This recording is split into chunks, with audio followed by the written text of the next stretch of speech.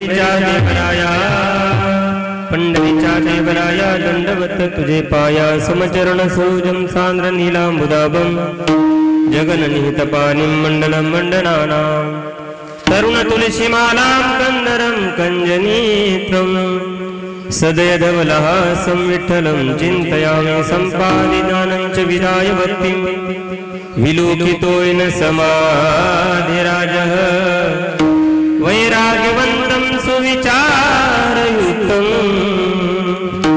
नमामि जोगं शिरसा दुरन्तं कलावत्नजीवधरार्थावतार कलङ्कं तेजोदिकामोजिवक्त्रं खलानीशवादापनुदारदर्शं समाधिस्थमूर्तिं भजे ज्ञानदेवं लोकाभिरामम्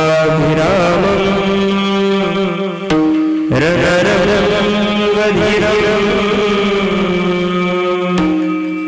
राजीवनेत्रं रघुवंशनाथं कारुण्यरूपं करुणाकरन्तं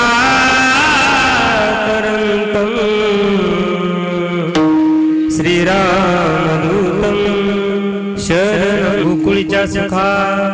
गोकुळीच्या सुखा अंत पार नाही रे का बाळकृष्ण नंदा घरी आनंदल्या नरनारी प्रस्तुत प्राप्त प्रसंगी प्राप्त चिंतन रूपे सेवेकरता निवडलेला अभंग याचे यावत भूतलावर जन्माला आलेल्या जर्जीवांचा उद्धार करण्याकरिता आपला देह अखंड जीवनारे वितराग संपन्न पंचम वेद निर्माते महाराष्ट्र देहू निवासी श्रीमंत श्री जगद्गुरु तुकोबरायांचा गोकुळातील सुखाचं वर्णन करणारा अभंग विठ्ठला विठ्ठला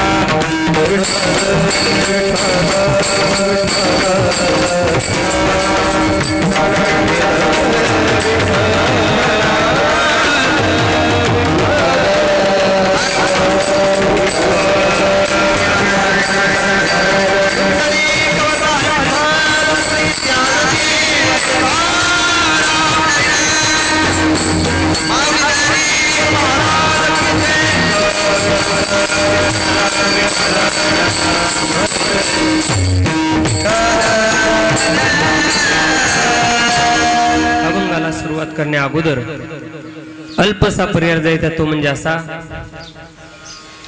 आता इथं पर्याय देण्याची गरजच नाही कारण सर्व गावकरी आहेत आणि काल्याचं कीर्तन म्हणल्यावर प्रत्येक कीर्तनकाराने पर्याय दिलेला असतो. पण तरी सुद्धा हनुमान जन्मानिमित्त चालू असलेला आपला भव्य दिव्य अखंड हरिनाम सप्ताह आणि या सप्ताहाची आपल्या सांगता 2024 या वर्षाच्या सप्ताहाची सांगता समाप्ती नाही बरं. सांगता वेगळी समाप्ती वेगळी. सांगता त्याला म्हणतात पुढच्या वर्षी जर करायचं असेल तर त्याला सांगता म्हणतात आणि समाप्ती कशाला म्हणतात. बस समाप्ती झाली की पुढे काहीच नाही. विठ्ठला विठ्ठला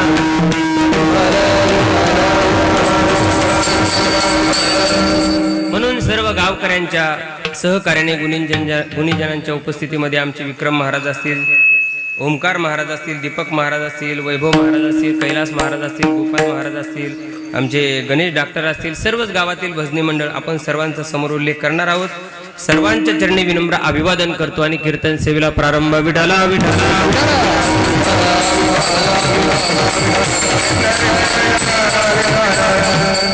हनुमान जयंती निमित्त गेली 3 वर्ष आपण एवढ्या उत्साहात साजरा करतो आपण सप्ताह. दरवर्षीप्रमाणे याही वर्षी आपण सुंदर सप्ताहाचं आयोजन केलं. सर्व गावांनी त्याचा आनंद घेतला कारण हनुमंतराय म्हणजे गावाचं ग्रामदैवत आहे. प्रत्येक गावामध्ये कोणतं असं गाव नसेल की त्या गावामध्ये दुसरं मंदिर नसेल, पण असं गाव नाही की त्या गावात मारुतीरायाचं मंदिर नाही. प्रत्येक गावात मारुतीरायाचं मंदिर आहे थोडंसं. म्हणून किम निमित्त सप्ताह तर काही वर्ष अगोदर आपल्या मंदिरावर वीज पडण्याचं कारण झालं. कारण म्हणजे ते संकट आलं होतं आपल्या गावावर. बस आता कुणाचं तरी नुकसान होणार, पण त्या हनुमंतरायाने ते संकट स्वतःवर घेतलं. कारण गावाचं रक्षण करण्याचा ताबा हा हनुमंतरायाकडे आहे. स्वतःवर घेतलं. मग आपण त्याचं थोडं विचार करून काय चुकलं असेल आपलं नेमकं, आणि चुकतच होतं ना महाराज. मला तुम्ही सांगा, सर्व गावातील भजनी मंडळी इथं उपस्थित आहे. सप्ताहाच्या अगोदर इथं कधी टाळ वाजत नव्हता. हा कधी भजन होत नव्हतं, काकडा होत नव्हता. पण जेव्हापासून आपण मारुतीरायाच्या सप्ताहाला प्रारंभ केले तेव्हापासून दर शनिवारी भजन चालू झालं. विठ्ठला विठ्ठला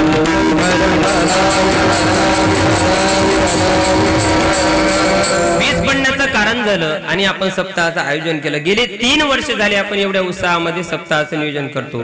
सप्ताहासाठी लागणारा खर्च असेल, अन्नदान असेल, श्रमदान असेल, सर्व गावकऱ्यांच्या सहकार्याने या ठिकाणी सर्व उपस्थित राहतात, सर्व कार्यक्रमाचा आनंद घेतात. सर्वांच्या चरणी एकदा विनम्र अभिवादन. असं म्हटलं जातं की ज्याने हनुमंतरायाची सेवा केली, ऐका बरं मी कधीच सुद्धा बोलून गेलो, ज्या माणसाने हनुमंतरायाची सेवा केली आणि जर विक्रम महाराज त्याच्यावर हनुमंतरायाची कृपा झाली तर त्या माणसाला पुढे दुसऱ्याच्या समोर हात पसरण्याची गरज पडत नाही. एवढे उदाहरण आपले मारुतीराय आहेत आणि गावाचं ग्रामदैवत आहे. म्हणून सर्व गावकऱ्यांच्या चरणी विनम्र अभिवादन करतो आणि बस अल्पशा वेळेमध्ये बस एक तासात सर्व आपल्याला काल्यापर्यंत जायचंय. अभंग जगद्गुरु तुकोबरायांचा आहे. बरं जाऊ द्या, आता हे सप्ताहाचं 3रं वर्ष आहे. पुढे काय होईल कोणाला माहित नाही. पण तुम्हाला मी प्रश्न विचारतो, आपण सप्ताह करतो, 3 वर्ष झाली सप्ताह करतो, बरोबर महाराज? सप्ताहाचं 3रं वर्ष आहे. दरवर्षी सप्त्याला अंदाजे खर्च किती येतो? अंदाजे 1.5 लाख. गेल्या वर्षी 1.5 लाखापर्यंत झाले. यावर्षी खूप आपण कमी पैशात बसवलं. एक असं धरून चला, सप्ताह करण्यासाठी लाखभर रुपये लागतातच महाराज, त्याच्यापेक्षा कमी होत नाही. 1 लाख रुपये आपण सप्ताहासाठी खर्च केले. 1 लाख रुपये प्रत्येकाने 500 रुपये प्रत्येकाने दिली. काय बिघडलं आपलं? बिघडलं कुठं? मला तुम्ही सांगा. 500 रुपये आपण देवासाठी कंजूसपणा केला आणि जर देवानी थोडं बटन कमी केलं आणि बीपी जरी कमी झाली तर एका सलाईनचे 500 द्यावे लागतात 2 तासाचे. मग वर्षभर तो जगाचा परमात्मा आपल्याला सुखरूप सांभाळतोय, त्याची कृतज्ञता म्हणून आपण 500 रुपये तरी दिले पाहिजे. विठ्ठला विठ्ठला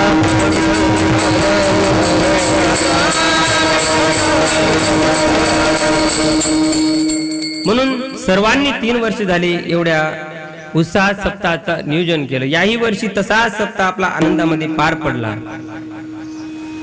पण आपण सप्ताहासाठी लाख रुपये खर्च करतो. बाबा कशासाठी करतो? आपल्याकडे पैसे जास्त झाले म्हणून का? तसे तर आपल्या गावात ऑलरेडी 3 सप्ते 2 सप्ते पहिले होत होते. मग 3रा सप्ताह चालू करायचं कारण काय? तर ऐका बरं, आपल्याला भगवंतानी अजून काहीतरी द्यावं म्हणून भगवंताचा सप्ताह आपण करत नाहीत.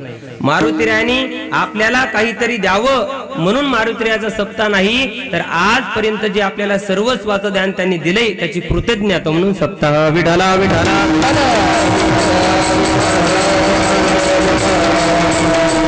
काय देत नाही तो मारुतीराय? भगवंत काय देत नाही आपल्याला?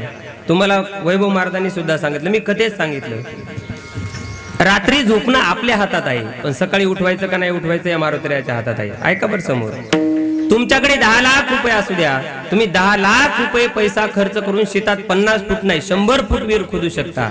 पण 100 फूट विहीर होईपर्यंत त्या विहिरीला पाणी लागू द्यायचं का नाही लागू द्यायचं मारुतीरायाच्या हातात आहे. तुम्ही सांगताल महाराज अहो 5 एकर गहू पेरला, अशी ती तोंबी पडली, आता मोठा श्रीमंत माणूस होतो. पण आम्ही सांगत असतो, दादा अरे गहू पेरणं आपल्या हातात आहे, गव्हाला पाणी देणं आपल्या हातात आहे, गहू काढून घरी आणणं आपल्या हातात आहे, पण त्या गव्हाची चपाती आपल्या पोटात जाईल का नाही हे जगाच्या मालकाच्या हातात. विठ्ठला विठ्ठला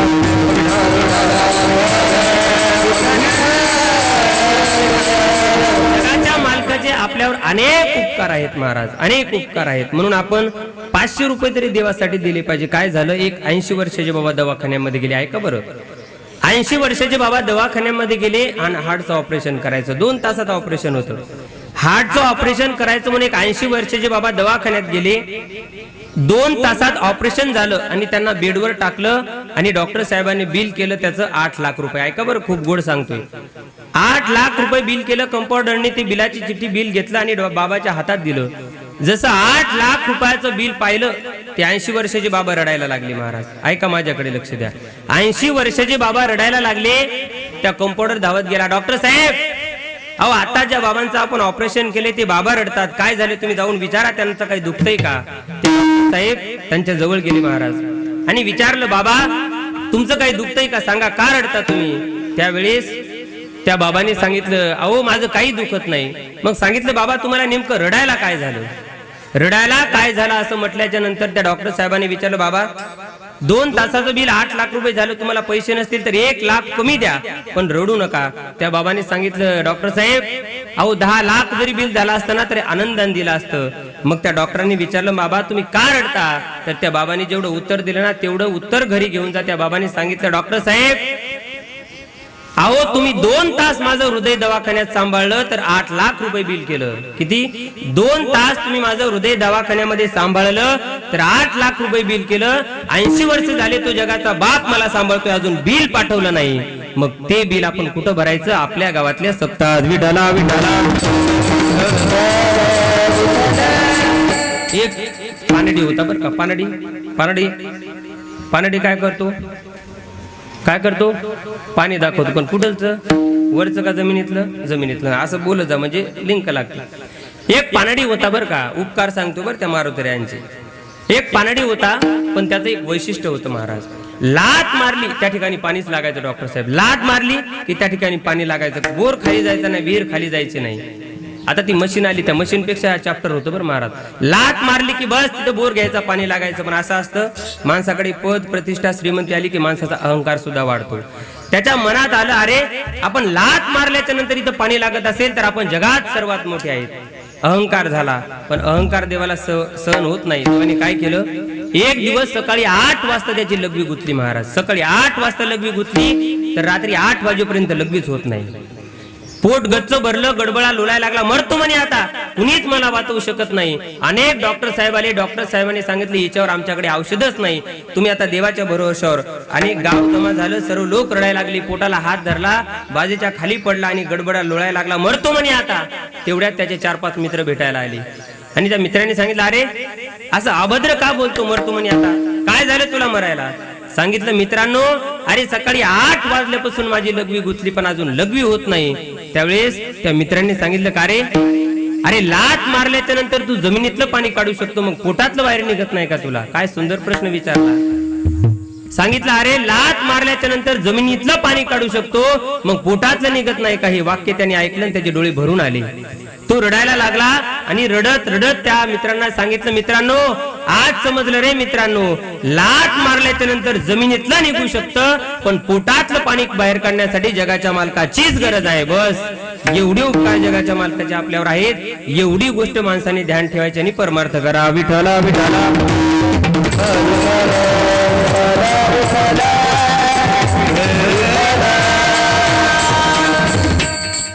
मग एवढे उपकार जर जगाच्या मालकाचे आपल्यावर असतील, 1 वर्षभर तो जगाचा मालक आपल्याला सांभाळत असेल, तर माणसाने त्याची कृतज्ञता म्हणून काहीतरी कार्य भगवंताचं केलं पाहिजे.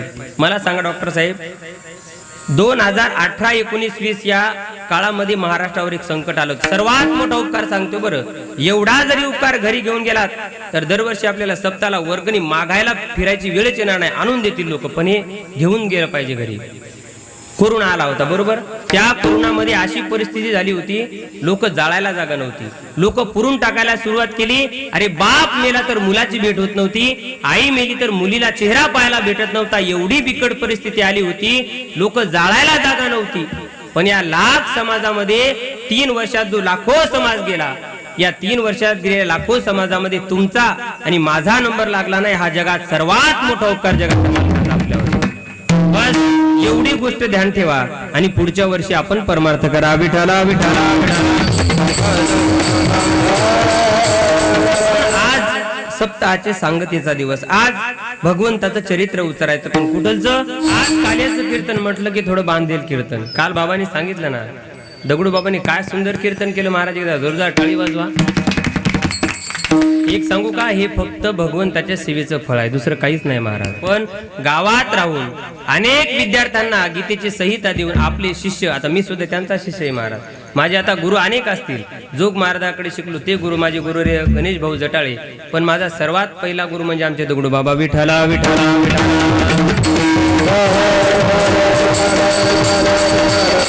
माणसाच्या जीवनात जर निष्काम भक्ती असेल, अहेतुक भक्ती असेल, तर माणूस भगवंताची भक्ती करणारा तो भक्त, त्याला जीवनात काही कमी पडत नाही. म्हणून एवढं सुंदर कीर्तन केलं. आज रात्री कीर्तन बांधेल मागणी पराभंग, आज काला म्हटलं की अभंग काल्याचा कोणता जरी घेतला तरी आपल्याला जावं लागतं भगवंताच्या चरित्रामध्ये, कारण चरित्र ते उच्चारावे केले देवे गोकुळी. गोकुळामध्ये जे चरित्र केलंय त्या चरित्राचा आपल्याला उच्चार करायचा. बघा भगवंताने गोकुळामध्ये काय केलं, चरित्र म्हणजे देवाचं कोणतं, चोरी केली, रासलीला केली, सर्व गवळणीला परेशान केलं. ऐका, देवाचं चरित्र आणि एक साधूचं चरित्र कीर्तनात सांगितलं जातं, माणसाचं चरित्र कीर्तनात सांगू नये.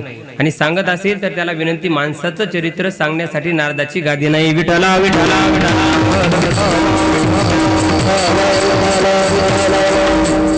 देवाने चोऱ्या केल्या पण आज कीर्तनात सांगाव्या लागतात. त्या चोऱ्याच्या पाठीमागं काहीतरी कारण असलं पाहिजे ना. आज एखादा चोर असेल गावात, अहो महाराज त्या शेजारच्या गावात असा चोर आहे, त्याचं वर्णन तुम्ही कीर्तनात सांगा. सांगू का आपण? सांगितलात मार खावा लागेल ना महाराज. पण देवाने काय केलं, चोऱ्या केल्या, पण त्या चोऱ्या आपल्याला कीर्तनात सांगाव्या लागतात. असं माणसाने जीवन जगलं पाहिजे. माणसाचं जीवन कसंही असू द्या, स्वतःसाठी चांगलं असेल तर माणूस मेल्यानंतर सुद्धा जिवंत राहतो. आज ज्ञानोबराय तुकोबराय जाऊन किती वर्ष झाली, 750 वर्ष झाली, पण आज आपल्या घरात प्रत्येकाच्या घरात फोटो आहेत का? कारण माणसाचा इतिहास हा जन्माचा होत नाही, मरणाचा होत नाही, तर चांगलं वागण्याचा होत असतो. भगवान श्रीकृष्ण परमात्म्याने गोकुळामध्ये चोऱ्या केल्या. भगवान परमात्म्याचं चरित्र असं आहे, कंस होता कंस. आता तुम्हाला पाठी बर का, ते एकदम धावत्या वेगात सांगून टाकतो. कंसाची बहीण, काय नाव, पाठी ना तुम्हाला हातात माना हलवून ना तुम्ही सांगा मग. आता देवकी, हा पास सांगत चला बरं, देवकी बरं का, देवकीचं लग्न करायचं. मग आता नवरदेव शोधायचा, पण नवरदेव कसा? आज सुद्धा कलियुगात तीच कंडिशन चालू आहे महाराज. लग्न करायचंय महाराज, पण नवरदेव चांगला भेटत नाही. आम्ही त्या पुण्यामध्ये गेलो होतो एका घरी बर का, बैठकीत बसलो, आणि बैठकीत बसल्याच्या नंतर एक श्रीमंत बाप माझ्या समोर आला. सांगितलं, महाराज आमच्या मुलीचं लग्न करायचंय, एखादा चांगला नवरदेव शोधा बाबा. मी पुढं काही बोलायच्या अगोदर ओंकार महाराज, त्या पोरीची माय किचन रूम मधून अशी आडवी आली. ते सांगितलं, महाराज पोरीची माय म्हणल्यावर महाराज आता डिमांड आलं ना पोरीला, ते आवाज, महाराज तुम्ही जर आमच्या पोरीला पोरग पाहत असाल तर ते पोरग कसं असलं पाहिजे, ऐका बरं कलियुगातलं सांगतोय आता. महाराज त्या पोराच्या घरी 10 एकर जमीन असली पाहिजे, त्याच्या घरी 1-2 ट्रॅक्टर असलं पाहिजे, त्याला सरकारी नोकरी असली पाहिजे, शेतात 1-2 विहीर असली पाहिजे, लाख रुपये पेमेंट असली पाहिजे, आणि होता वस्तूवर नवरदेवाचे मायबाप मेलेले पाहिजे. महाराज कलियुगातलं एक खरं आहे हो, खरं आहे महाराज. तुम्हाला सांगू का, तुमचा मुलगा समजून आहे का, एवढं वाक्य घरी घ्या. तुम्ही तुमच्या मुलीला तळ हाताच्या फोडासारखं वाढवलं, लहान हातं मोठं केलं, हाडाचं काढ रक्ताचं पाणी केलं. तुम्ही तुमच्या मुलीचं लग्न करत असताना तळ हाताच्या फोडासारखं वाढवलेल्या पुरीचा हात ज्या पोराच्या हातात देताना, मी म्हणणार नाही तुम्ही पैसा पाहू नका, पण तळ हाताच्या फोडासारखं वाढवलेल्या पुरीचा हात ज्या पोराच्या हातात देता, त्याचा पैसा बघा, प्रॉपर्टी बघा, शेत बघा, सर्व बघा, पण तळ हाताच्या फोडासारखं वाढवलेल्या पोरीचा हात त्या पोराच्या हातात देण्या अगोदर त्याच्या गळ्यात पवित्र तुळशीची माळ आहे का बघा. मुलीचा संसार सुखी झाल्याशिवाय राहणार नाही महाराज. कारण या जगात पैसा असेल तर रावण सुद्धा सुखी झाला नाही पैशाने. या जगात जर सुख मिळवायचं असेल तर ते एकमेव कारण म्हणजे त्याला संस्कार. विठला विठला विठला. आणि एकदा का आपण पैसा बघून सोयरीक केली, पैसा बघून केलेली सोयरीक त्याला संबंध म्हणत नाही, त्याला सौदा म्हणतात. आणि सौदा जास्त दिवस टिकत नसतो. जर आपण पैसा बघून दिला, अनावधानाने एखादं व्यसन लागलं आणि जर काही अनहोनी झाली तर काय शिल्लक राहतं महाराज संसारामध्ये. मग फक्त आपल्याला एवढंच म्हणावं लागतं, देवकीचं लग्न करायचं, पण नवरदेव कसा शोधायचा. म्हणून वसुदेवाला नवरदेव शोधलं. महाराज सुंदर नवरदेव आहे. लग्नाची तारीख काढली, बस आता पत्रिका छापल्या, आता लग्न संध्याकाळी आहे. आणि रावणाने काय केलं, सुंदर रथ सजवला. आपल्या बहिणीचा लग्न, बहिणीच्या भावात सर्वात जास्त, बहिणीच्या लग्नात सर्वात जास्त आनंद कोणाला असेल तर तो भावाला असतो महाराज. सर्वात जास्त आनंद. रथ सजवला आणि रथामध्ये आता वसुदेव देवकीला बसवला आणि मंडप पर्यंत रथ जाणार. तेवढ्यात आकाशवाणी झाली, ए मूर्ख कंसा, अरे काय करतोय. ज्या बहिणीची तू वरात सजवून एवढ्या मंडप पर्यंत चाललाय ना, पण लक्षात ठेव, हिच्या पोटी येणारा 8वा मुलगा तुझा वध करणार, 8वा हिच्या पोटी येणारा मला मारणार. आता आगा मर हा बोल नसा हाती. अहो मर म्हटलं तर राग येतो. एखाद्याला आपण म्हटलं ए जा मर तिकडं, महाराज डोळ्यात पाणी येतं त्याच्या. हिच्या पोटी येणारा 8वा तुला मारणार असं म्हटलं की बहिणीचं प्रेम गेलं महाराज संपून. हातात तलवार घेतली, खडग घेतला आणि खडग घेऊन माराया धावला, हात तो धरिला वसुदेवी. वसुदेवाने हात दिला. ए मूर्ख कंसा काय करतोय?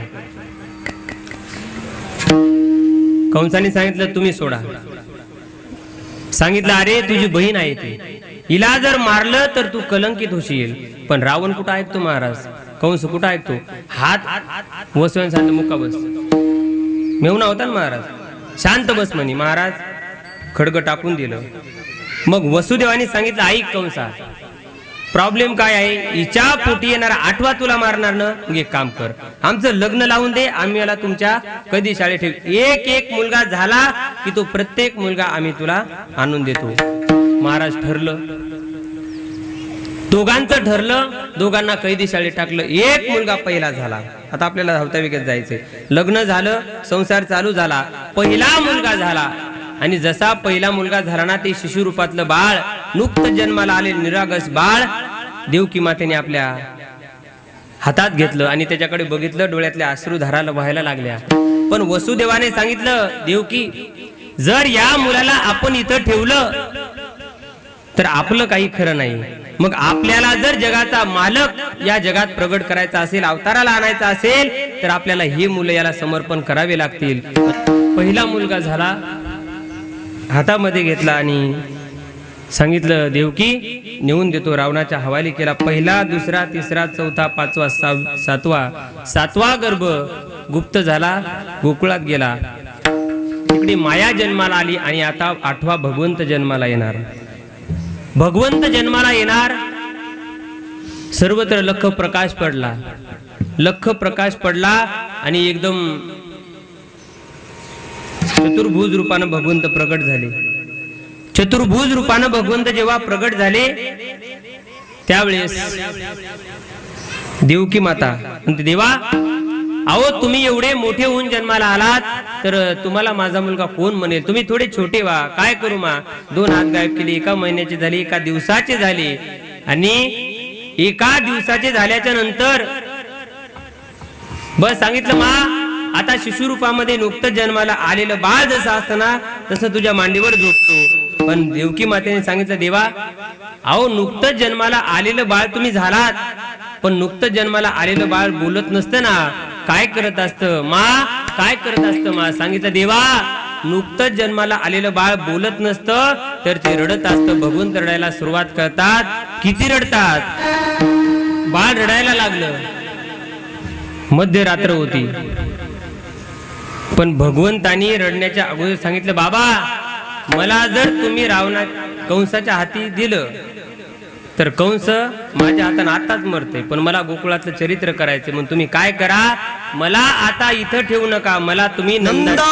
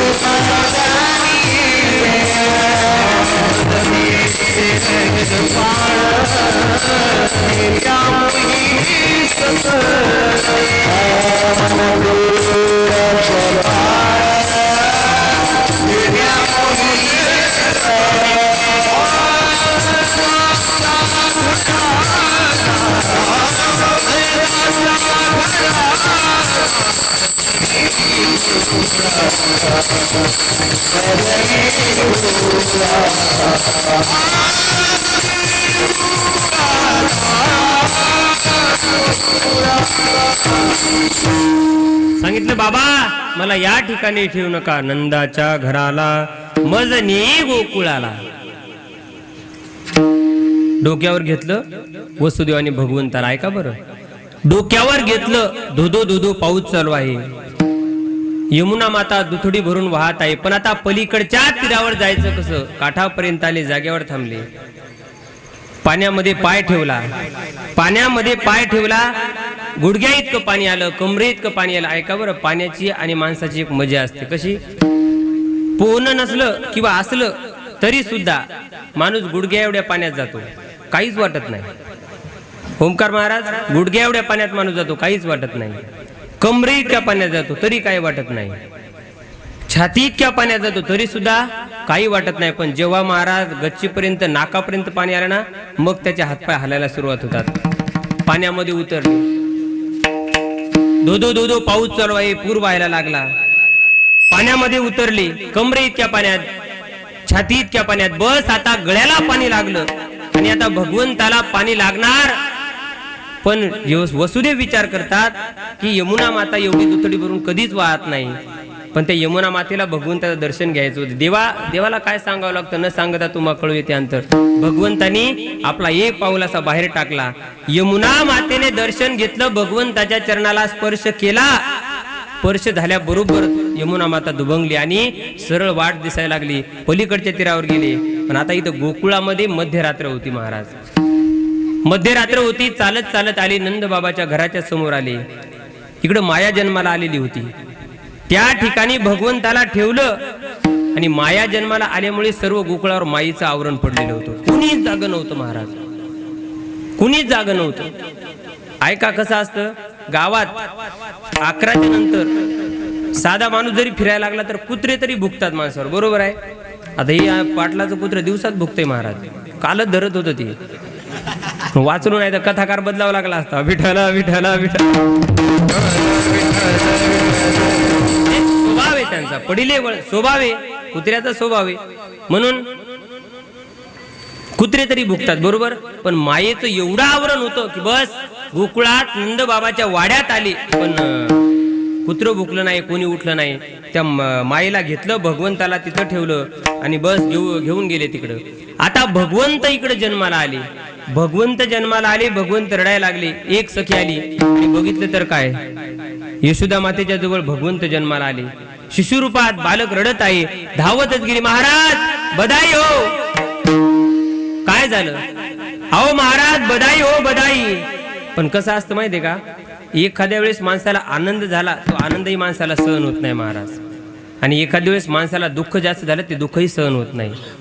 एका माणसाला 5 लाखाची लॉटरी लागली. डॉक्टर साहेब, लॉटरी लागली आणि महाराज त्या गावात तो म्हणजे गरीब एकदम. आता गरीब बाजू डायरेक्ट 5 लाख रुपये आले म्हणल्यावर त्याला सहन होणार नाही. म्हणून काय, ते लॉटरीवाला आला आणि गावात एका महाराजाला सांगितलं, माझ्यासारख्या बरं, म्हणे महाराज उठी तुमचं गाव आहे ना, याला लॉटरी लागली म्हणे. महाराज त्या गावात गेली, त्या महाराजाला सांगितलं, महाराज तुमच्या गावातील एका माणसाला 5 लाखाची लॉटरी लागली, पण हे जन्मदातक गरीब आहे. याला जर मी सांगितलं 5 लाख रुपयाची लॉटरी लागली तरी जागेवर मरणार. महाराज त्या महाराजाला सांगितलं, महाराज तुम्हाला बोलण्याची टॅक्ट, तुम्ही पटवून सांगा जरा. महाराज म्हणे काहीच हरकत नाही, मी जातो म्हणे. महाराज ते 5 लाख रुपये घेतले आणि त्याच्या घरी गेलो. वाजवला, ओ दरवाजा उघडा रामभाऊ. आतमध्ये गेले. सांगितलं, का हो कधीच माझ्या घरी येत नाहीत, आज कसं काय तुम्हाला, कोणी दिवस उजाडला? ते म्हणे अहो काही नाही, तुम्हाला एक गोष्ट सांगायची. तुम्ही मागे एक तिकीट फाडलं होतं म्हणे लॉटरीचं.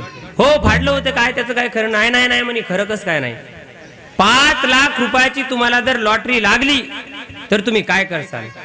ते म्हणे महाराज 5 लाख रुपयाची जर लॉटरी लागली तर तुमच्या तोंडात साखर पडो, तुम्हाला 2.5 लाख देतो आणि मी 2.5 लाख. महाराजच मेला ना महाराज. 2.5 लाख रुपये महाराजाला भेटणार, त्याला आनंद सहन झाला नाही. महाराज जागेवर मेला, त्याला नंतर दवाखान्यात नेऊ, कीर्तन आधी जागेवर आणू. विठ्ठला महाराज बधाई हो बधाई. किस बात की बधाई? आपको लाला भयो, लाला भयो म्हटलं की मग काय आनंदाला पारावार नाही. सर्व गवळणी गोपाळ सर्व जमा झाले आणि एक गवळण एका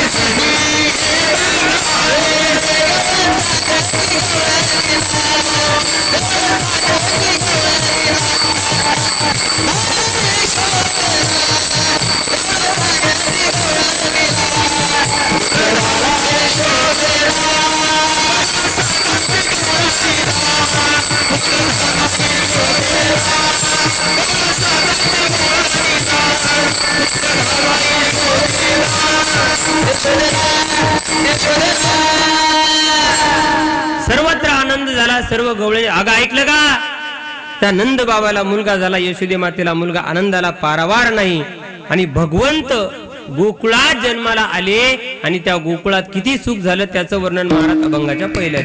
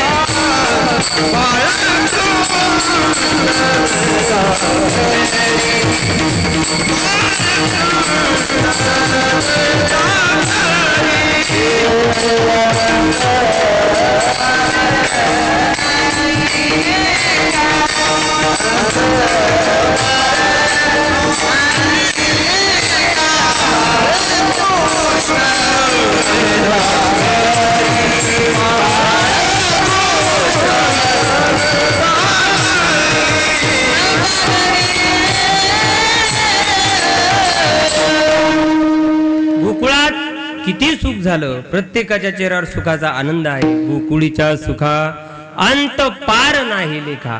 त्या सुखाचा अंतही नाही आणि पारही कुणाला लावता आला नाही. एवढं सुख गोकुळात झालं. पण कधी? बाळकृष्ण नंदा घरी आनंदल्या नरनारी. जेव्हा भगवंत गोकुळात अवताराला आले प्रत्येकाला आनंद झाला. सर्वांना माहीत झालं. सर्वजण दर्शनाला यायला लागले. भगवान भोलेनाथ येऊन गेले, नारद येऊन गेले. भगवंताचं नाव ठेवलं आणि भगवंत आता थोडे थोडे मोठे व्हायला लागले. एवढे मोठे व्हायला लागले भगवंत आता थोडे थोडे मोठे व्हायला लागले. आणि एक दिवस भगवंत रांगत रांगत थोडी बाजूला गेले घराच्या. माता काहीतरी घरात काम करत होती. रांगत रांगत रांगत पलीकडे गेले आणि जेव्हा काम उरकलं तेव्हा आपल्या मुलाचं ध्यान आलं ना महाराज आईला, यशोदे मातेला. धावत आली, कृष्णा अरे कुठे बाळा तू? पण भगवंत महाराज बोलता येत नव्हतं ना, बोबड बोबड बोलत होते. पण भगवंताला एक लीला दाखवायची होती. भगवंत असे घराच्या बाजूला जाऊन माती खात होते महाराज.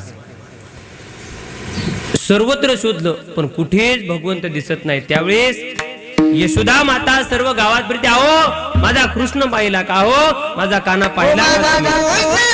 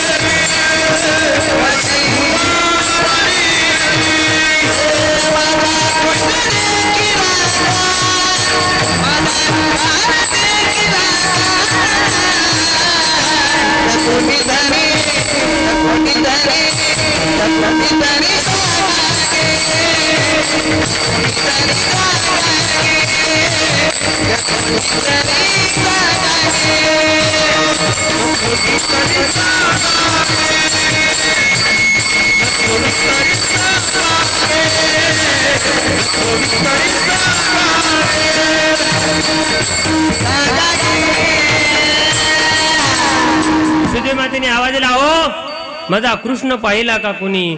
सर्वत्र शोधलं, भगवंत माती खाताना दिसली. सांगितलं, कृष्णा तू माती खाल्ली का? नाही नाही, मी नाही माती खाल्ली. आ करून दाखवलं तर महाराज ब्रह्मांड आपल्या तोंडात दाखवले. म्हणून अशा अनेक लीला भगवंत करायला लागले. आता भगवंत थोडे थोडे मोठे व्हायला लागले. लवकर मोठे करतो बरं, कारण 12 पर्यंत आपल्याला उरकायचं. नंतर सत्कार वगैरे महाराज लोकांना दूर जायचे. ओंकार महाराजांना कुठेतरी दूर जायचे. आलंच सांगितलं महाराज कीर्तन 9 ते 11 म्हणला. लोकांना जेवू तर द्या, घरी स्वयंपाक करावं लागते. उठले कीर्तनाला 9 ते 11, 10 ते 12 बरोबर 12 थांबतो बरं का, काही काळजी करू नका. नाही नाश्ते करत नाहीत आमच्या गावात. नाश्ता करून आलं का कोणी? कीर्तन म्हटलं की कोणाचा ना पोट भरून जातं महाराज. कीर्तन सर्वात गावात 7 दिवस जेवली नाहीत लोक. सप्ताह म्हटलं की आमच्या गावात आनंद होतो महाराज लोकांना. नाही नाही खरंच एक सांगू, मी भाग्यवान महाराज आहे. माझ्या गावात काही गावात एकही सप्ताह होत नाही. 4 महाराज लोक गावात, एकही सप्ताह होत नाही. पण आपलं गाव भाग्यवान आहे. आपल्या गावात एक नाही 3 सप्ते होतात. विठाला विठाला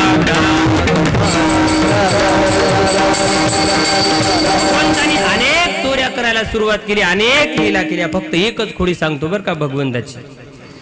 भगवंतानी रोज एका घरी जावं, चोऱ्या करावं. ती बाई कटाळली महाराज. बालक जर रोज एकाच घरी जाऊन चोरी करत आलं तर ती बाई कटाळणार. धावत आली, यशोदे तुझ्या कानाला काहीतरी सांग. आता जर तुझा कृष्ण आमच्या घरी चोरी करायला आला तर आम्ही काय करणार? आम्ही गोकुळ सोडून जाणार, तू एकटीच राह म्हणे. महाराज यशोदे मातेने कृष्णाला धरलं. सांगितलं, बाळा तुला काय पाहिजे? लोणी ताक काय खायचं तुला? आपल्या घरी काय?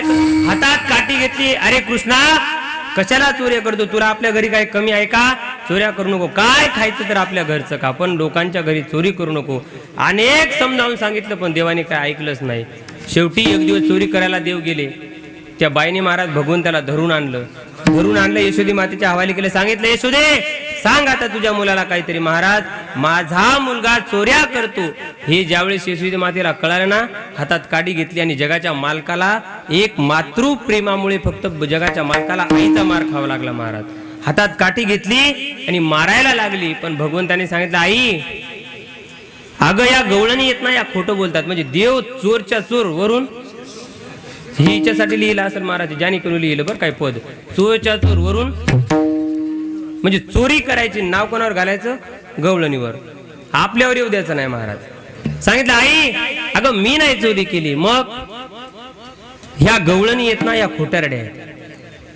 ह्या गवळणी भांडखोर मला म्हणतात ती गोकुळचा. अगं या खोटं बोलतात, यांचं तू ऐकू नको. अशा अनेक खोड्या केल्या. पण एक गवळण ती गाव सोडून चालली होती ना महाराज. ती गाव सोडून निघली. पहिले गाडी बैल असायच्या ना महाराज. पहिले लग्नाला जरी जायचं असलं तर गाडी बैल होती महाराज. पूर्वीचा काळ राहिला नाही आता. पूर्वी बैलगाडी घेऊन जायचं असलं तर गाडी बैला 2 दिवसा अगोदर वराड निघायचं. नवरदेव 4-5 दिवसां आधीच निघायचा. का? टाइम लागायचा. आता संध्याकाळचं लग्न की नवरदेव 11 वाजता निघतो, 2 वाजता तिथं 12 वाजता घरी. कारण जमाना बदलला. गाडी बैलात सर्व पसारा भरला आणि दोघं नवरा बायको निघली. दुपारची वेळ. जात जात जात जात थोडे दूर गेले आणि तिच्या नवऱ्याला, आता भगवंताची माया महाराज, भगवंत सर्व घडून आणणार. तिच्या नवऱ्याला तहान लागली. सांगितलं अगं एक काम कर, मी आता पाणी पिऊन येतो, तू काय कर तोपर्यंत बैल धरून ठेव. महाराज ते पाणी प्यायला गेलं, भगवंतानीच्या नवऱ्याचं रूप धारण केलं, गाडी बैलात येऊन बसलो. या खोड्यात असे आहेत देवाच्या महाराज. गाडीत येऊन बसलं आणि गाडी बैल हाणायला लागला. महाराज जेव्हा तिचा खरा नवरा आला त्यांनी पाहिलं, अरे गाडी नाही, बायको नाही, पसारा नाही, गेलो कुठेही भांडी घेऊन. महाराज पाहिलं तर गाडी पुढं पळायला लागलं, गाडीच्या मागं असं आडवं गेलं, गाडी थांबवली म्हणे. आणि दोन पाहिले जोड पाहत त्याच्यासारखं दिसाय म्हणे, हे कोण आहे? ते म्हणे अहो तुम्ही कोण आहेत ते सांगा. बायकोने तुम्ही कोण येते? हे माझा नवरा आहे, तुम्ही कोण आहेत? महाराज त्या दोघांचं भांडण लागलं. ती म्हणते माझी बायको, हे काय म्हणते माझी बायको. देव म्हणते नाही नाही उतर गाडीच्या खाली. ते म्हणते तू नादी लागू नको बरं का, माझी बायको आहे. महाराज दोघात भांडणं लागली. त्या बाईने सांगितलं बा तुम्ही भांडणं सोडू नका. महाराज तशीच गाडीवर कलवली आणि कुठं आणलं? गोकुळात. भांडण कुठं आणलं? नंदबाबाच्या दारात. ओ नंदबाबा आमचं भांडण मिटवा. नंदबाबा बाहेर आले. कुणाचं भांडण आहे? बाहेर आले तर नंदबाबाचे महाराज देऊ गेले, कारण एक बायको दोन नवरे सारखी दिसायला, तर निवाडा कसा करायचा? समोर गेले आणि सांगितलं नंदबाबा तुम्ही काय करा, आमचा न्याय निवाडा करून द्या म्हणे. न्याय निवाडा करून द्या असं म्हटल्याच्या नंतर नंदबाबांनी सांगितलं ऐका मी एक प्रयोग करतो म्हणे. जर त्याच्यात जे सक्सेस झालं त्याला त्याची एक बायको. महाराजाचा 15 फुटाचा खड्डा खोदला, कमर इतका खोल, 15 फूट लांब. नंदबाबाने सांगितलं याच्यावरून जो पलीकडे उडी मारेल त्याची ही बायको. महाराज कोण मारणार? देवाने पहिले हात वर केला. आता जगाचा मालक जे भगवंत लांबून पळत पळत आले, महाराज सपकन उडी मारली पलीकडच्या डोक्यावर. जशी उडी मारली हे खरा नवरा खालीच बसला. म्हणे बाबा मग उडी मारायची नाही, बायको नको दुसरी करतोय खाली. तसा राहतो, काशीला जातो, आश्रम बांधतो, पण बायको मेलं गेलं तर काय करायचं? शिर सलामत तो पगडी. अहो डोकत नसलं तर फेटा 50 फेट येत, पण डोकत नाही, काय कामाचं? सांगितलं बाबा बायको नको देवा, हे तुमचं तुम्हाला राहू देते. निघलं. पण नंदबाबाने ओळखलं हा 15 फूट उडी मारू शकतो म्हणजे हा देव आहे आणि हा जीव आहे. बायकोचा हात धरला आणि त्याच्या हवाली केलं. अशा अनेक भगवंतांनी खोड्या केल्या आणि आता सर्व गोकुळ कंटाळलं. गोकुळ कंटाळलं, यशोदा माता कंटाळी, नंदबाबा कंटाळी. सांगितलं कृष्णा तू आता इथे राहायचं नाही, तू आता शाळेत जायचं ना. उद्या तू शाळेत जायचं. तेव्हाची शाळा म्हणजे गाई चारायची. महाराज भगवंत गाई घेतल्या, सर्व गोपाळ गोळा केले आणि गेले महाराज गाई चारायला. पण भगवंत गाई चारायला गेले, पण दिवसभर भगवंत गोकुळात यायचे नाही ना महाराज. दिवसभर भगवंत गोकुळात यायचे नाही तर या गवळणींना भगवंताशिवाय करमायचं नाही. गोपाळ आणि भगवंत गेले की गवळणी सुद्धा जायच्या. का? कारण देवावर एवढा जीव लावला होता की एक क्षणभर सुद्धा गवळणी देवाला सोडून राहू शकत नव्हत्या. त्या गवळणी भगवंत 1 मिनिट जरी दूर गेला तर त्या गवळणी सांगायच्या देवा अहो देवा तुमच्याशिवाय आता आम्ही जगू शकत नाही, देवा तुम्ही आता आम्हाला सोडून जाऊ नका. त्या गवळणी भगवंताला विनंती करायच्या तुझ्या न माझ्या भेटीसाठी सागर कुठे हरवला, कान्हा रे भेट दे नामला, कान्हया रे कान्हया रे कान्हया रे जग जेठी. सांगितलं देवा तुम्ही सोडून जाऊ नका. पण भगवंत रोज वनात गायी चरायला जायचे. अनेक प्रकारचे खेळ खेळायला लागले आणि खेळ खेळून खेळून सर्वांना भूक लागली आणि भगवंताने सांगितलं देवा बस झाला आता तुमचं खेळ, आता आम्हाला शिदुरी द्या. भगवंताने सर्वांना कमळाच्या आकाराचं बसवलं आणि भगवंताने सर्वांना शिदुरी दिली. विठोबा रखुमाई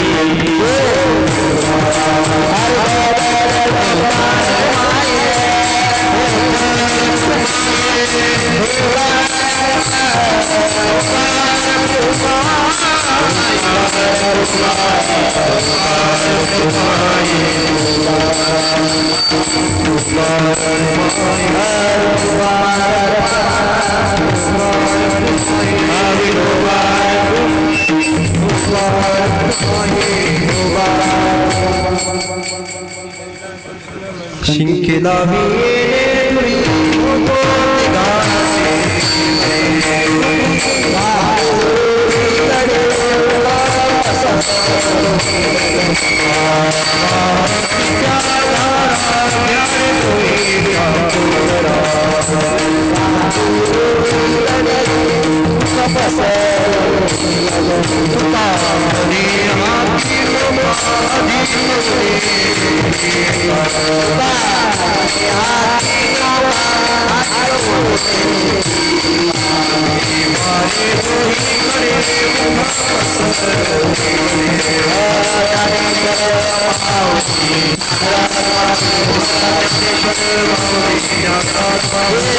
ज्ञानेश्वर